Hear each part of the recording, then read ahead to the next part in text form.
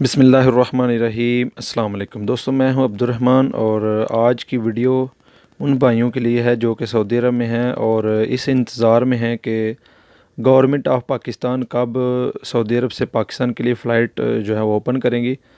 तो previous video में मैंने आपको 20 अप्रैल से लेकर 28 अप्रैल तक का जो शेड्यूल है वो बताया था, तो उसमें कोई भी सऊदी अरब से पाकिस्तान की फ़्लाइट नहीं थी। लेकिन अभी जो अपडेट किया है इन्होंने शेड्यूल 1 मई से लेके 10 मई तक, इसमें अल्हम्दुलिल्लाह जो सऊदी अरब से हैं वो 2 फ़्लाइट्स हैं। किन शहरों में हैं और कितने पैसेंजर लेके जाएंगी तो मैं इस वीडियो में इंशाल्लाह आपको बताऊंगा। दोस्तों, जो हमारी फ़र्स्ट फ़्लाइट है वो सऊदी अरब से लाहौर की है। 1 मई को 250 पैसेंजर लेके जाएगी PIA, और उसके बाद 1 मई को ही एक सऊदी अरब से है इस्लामाबाद की तरफ, और जो कि 250 पैसेंजर ये भी लेके जाएगी PIA। तो इस तरह 500 आदमी इंशाल्लाह जाएंगे 1 मई को। उसके बाद कोई भी 10 मई तक कोई भी नहीं है। फ़िलहाल के लिए 2 फ़्लाइट्स जो है ना वो जाएंगी इंशाल्लाह। 1 मई को ही एक लाहौर के लिए और एक इस्लामाबाद के लिए 250 और 250 दोनों 500 पैसेंजर लेके जाएगी।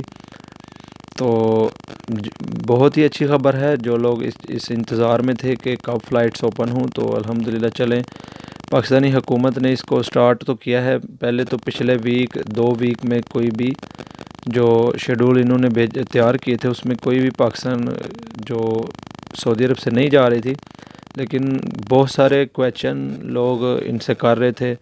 सिर्फ़ एक ही क्वेश्चन हो रहा था इनसे, जो मिनिस्ट्री ऑफ ओवरसीज़ पाकिस्तानी है और हमारे जुल्फ़ी बुखारी साहब, एक ही लोग क्वेश्चन कर रहे थे कि सऊदी अरब से जो है फ़्लाइट्स कब भेजेंगे।